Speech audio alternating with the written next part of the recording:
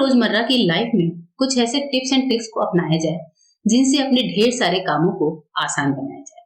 जी हाँ दोस्तों, बड़ी ही यूजफुल वीडियो साबित होने वाली है। वीडियो को पूरा देखिएगा और अच्छी लगे वीडियो तो एक लाइक करके जाइएगा। पहली टिप है पत्ता गोभी को लेकर। पत्ता गोभी को जब भी हम मार्केट से लाते हैं तो ऊपर का जो एक छिलका कह सकते हैं, जो ऊपर की पत्तियां हैं उनको हम जरूर निकाल के रखते हैं क्योंकि उनमें मिट्टी वगैरह लगे होने के डर होते हैं। इसके बाद से इसको डायरेक्ट ऐसे ही ना रखें। जब भी आप इसका ऊपरी छिलका उतारते हैं उसके बाद से इसको पानी में डालकर सबसे पहले अच्छे से वॉश कर लीजिए। अच्छे से वॉश करने से क्या होगा कि पत्ता गोभी में अंदर नमी रहेगी, जिस वजह से जल्दी वो सूखेगा नहीं। पत्ता गोभी का पानी झाड़ लीजिए। अब इसको किसी जिप लॉक में या एयरटाइट डिब्बे में करके फ्रिज में रख दीजिए। अब ये नमी की वजह से पत्ता गोभी 10 दिनों तक फ्रेश बना रहेगा। नेक्स्ट जो टिप है केक के पीस को लेकर है। केक का पीस इस तरीके से बचा होता है, कई बार प्लेट में हम इसको फ्रिज में रखना चाहते हैं लेकिन ये ऊपर से कड़क हो जाएगा, या फिर हम अगर इसे किसी बोल वगैरह में डालें तो केक की जो ऊपर की डिजाइन होती है वो डिस्ट्रॉय सी हो जाती है। तो केक को ढकने के लिए आप क्या कर सकते हैं, एक बड़ी बाउल ले लीजिए और जिस प्लेट में केक रखा हुआ है उसी बोल से आप केक को ढक दीजिए। अगर हम उठाकर रखते हैं बोल में तो भी केक का पीस खराब हो सकता है, तो इस तरीके से आप प्लेट के ऊपर ही बोल को रख कर और केक को फ्रिज में रख सकते हैं। इस तरीके से आप 2-3 दिनों तक केक को इजीली स्टोर कर सकते हैं और केक के डिजाइन भी खराब नहीं होता है। नेक्स्ट जो टिप है धनिया पत्ती के साथ है। आजकल मार्केट में धनिया पत्ती खूब सारी आ रही है। जब भी हम सब्जियां लेने जाते हैं तो सब्जी वाले भैया या फिर जो वहां ताई होती हैं वो ढेर सारी धनिया डाल देती हैं। अब ऐसे टाइम पर धनिया पत्ती को तो हम फेंक नहीं सकते, तो मैं क्या करती हूँ, धनिया पत्ती को स्टोर करने के लिए जब मैं इसे लेकर आती हूँ तो मैं इसमें थोड़ा सा नमक डाल देती हूँ, हल्का सा नमक। और उसके बाद से धनिया पत्ती मैंने एक डब्बे में रखी हुई है, आप किसी बर्तन में रख के धनिया पत्ती को पूरा पानी से डुबा दीजिए। इसके बाद से 10 मिनट छोड़ दीजिए। 10 मिनट के बाद पानी से छान कर धनिया पत्ती को अच्छे से सुखा लीजिए। उसके बाद से इसको किसी डब्बे में स्टोर करके रखिए। नमक से धनिया पत्ती के अंदर नमी बनी रहेगी, पानी में डूबे होने की वजह से धनिया पत्ती फ्रेश रहती है। अब हमारी ये जो धनिया पत्ती है वो कई दिनों तक खराब नहीं होगी। अगर आप इसको 8 से 10 दिन भी स्टोर करके रखते हैं तो ये बिल्कुल भी खराब नहीं होती। बस पीली पत्तियों को छांट कर अलग कर लीजिए।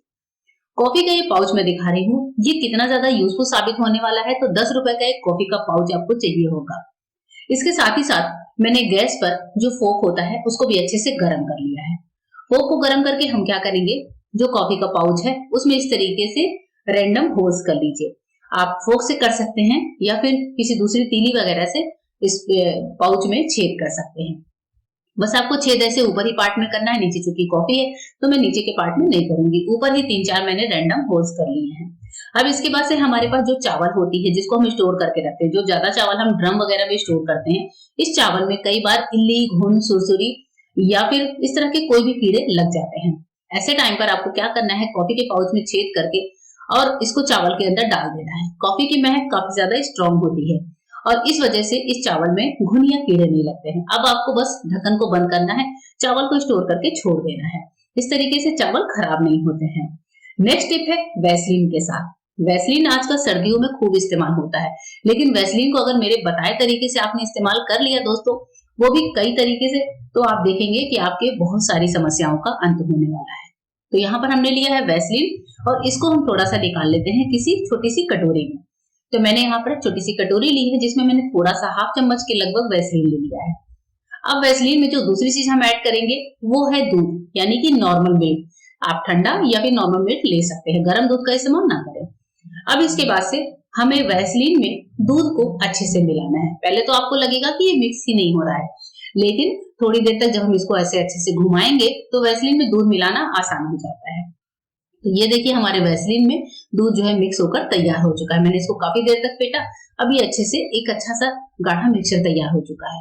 अब क्या होता है, सर्दियों में हमारी स्किन बहुत ज्यादा ड्राई होती है। कई बार तो लोगों की स्किन इतनी ड्राई होती है कि फट जाती है और कई बार लोगों की स्किन से ब्लड आने की भी समस्या होती है। पैरों की जो एड़ियां होती हैं वो भी फट जाती हैं। हाथों की स्किन ड्राई होती है। जब भी आप बर्तन वगैरह धुलें या फिर रात में वैसलीन का ये मिक्सचर अपने ड्राई स्किन पर अप्लाई करिए और फिर आप देखेंगे सुबह आपकी स्किन कितनी ज्यादा सॉफ्ट और एकदम नाजुक सी हो जाती है, जैसे बच्चों जैसी स्किन हो जाती है।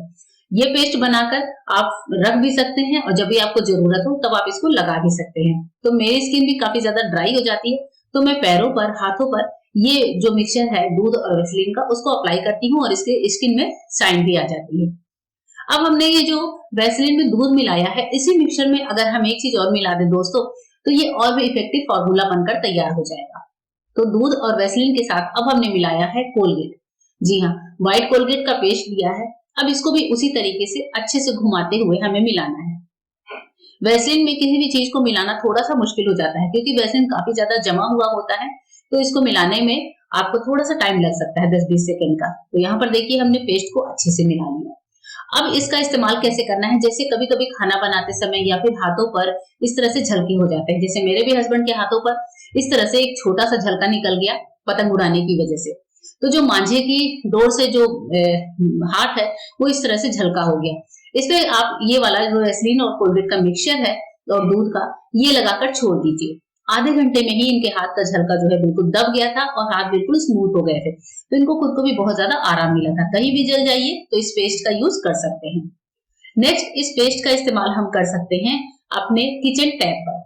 जो हमारे स्टील के किचन टैप होते हैं, जो कि पानी के खारे दाग की वजह से कई बार बहुत ज्यादा गंदे से हो जाते हैं, क्योंकि इनकी क्लीनिंग डेली हम तो करते नहीं है। तो ऐसे टाइम पर आप इस पेस्ट को लगाकर बस आपको अच्छे से पोंछ देना है और आप देखेंगे कि आपका जो टैप है वो अच्छे से शाइन करने लगा है।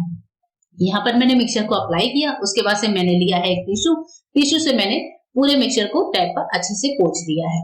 बस आपको यही सिंपल सा काम करना है। घर में जितने भी टैप है उनकी क्लीनिंग आप इस वैसलीन और कोलगेट के मिक्सचर से कर सकते हैं। कोलगेट से होता है क्लीनिंग का काम और वैसलीन से जो शाइन आती है। स्टील के चीजों पर अगर हम वैसलीन को लगाते हैं तो ये काफी बढ़िया तरीके से शाइन करता है। देखिए मैंने टिश्यू से अच्छे से पोंछ लिया और बस हमारा ये जो किचन टैप है वो कितनी बढ़िया तरीके से शाइन करने लगा। नेक्स्ट, इससे हम क्लीन कर सकते हैं हमारे घर के जो हेलमेट होते हैं। कई बार हेलमेट पे बहुत सारे स्क्रैचेस होते हैं और ये इतने गंदे होते हैं, इनको पानी से हम वॉश कर नहीं सकते क्योंकि इसके अंदर का जो पार्ट होता है वो फोम का बना होता है। तो अगर वो गीला हो गया तो पूरा हेलमेट खराब हो जाता है। तो इसकी क्लीनिंग के लिए भी आप यही मिक्सचर अच्छे से अप्लाई कर दीजिए, हल्का हल्का सा, और उसके बाद से सिंपली आपको गीले कपड़े से पोंछ देना है या फिर सूखे कपड़े से पोंछ दीजिए। लेकिन पहले पूरे हेलमेट पर मैं इस पेस्ट को अच्छे से लगा देती हूँ, देखिए इस तरीके से। उसके बाद से मैंने यहाँ पर लिया है एक सूखा कपड़ा। सूखे कपड़े से हम इस मिक्सचर को थोड़ा थोड़ा सा रब कर देते हैं। उसके बाद से किसी और साफ कपड़े से, सूखे कपड़े से आपको इस मिक्सचर को अच्छे से रब कर देना है। तो आप देखेंगे कि हेलमेट की शाइन भी बढ़ गई है, साथ ही जो हेलमेट भी बहुत अच्छे से क्लीन हो चुका है। ये देखिए, तो बिना पानी लगाए हमारा हेलमेट बहुत अच्छे से साफ हो चुका है। तो आपको मेरा ये जो क्लीनिंग का तरीका है वो कैसा लगा है जरूर बताइएगा। वैसलीन से इस तरीके से हम अपने बहुत सारे कामों को आसान बना सकते हैं। आइए बढ़ते हैं अपनी नेक्स्ट टिप की तरफ। नेक्स्ट टिप है दोस्तों प्रेस के वायर को लेकर। प्रेस की वायर कई बार इधर उधर बिखरी होती है और वायर काफी ज्यादा बड़े भी होते हैं, तो इसको बार बार रैप करके रखना, बार बार या फिर स्विच बोर्ड में लगाना इतना आसान नहीं होता। तो जब भी आपको प्रेस को इस्तेमाल ना करना हो तो ये छोटा सा काम करिएगा, आपका प्रेस बहुत अच्छे से ऑर्गेनाइज रहेगा। इसके लिए हम क्या कर सकते हैं, प्रेस के वायर को इस तरह से लपेट दीजिए और उसके बाद से आपको लेना है एक पुराना सॉक्स यानी कि पुराना मोजा। उस पुराने सॉक्स को लेने के बाद आपके जो प्रेस के वायर्स है उसी सॉक्स में आपको वायर्स को अंदर डाल देना है। तो जो पुराना मोजा होता है वो ऑब्वियस होता है कि काफी ज्यादा ढीला ढाला सा होता है। इस तरीके से डाल दीजिए और बस हमारे वायर सेफ हो गए। इसको चूहा वगैरह भी नहीं काटेंगे और इस तरीके से हम रखते हैं तो देखने में भी काफी ज्यादा ये ऑर्गेनाइज लगता है। होप करती हूँ कि आज की पूरी वीडियो आपको पसंद आई होगी।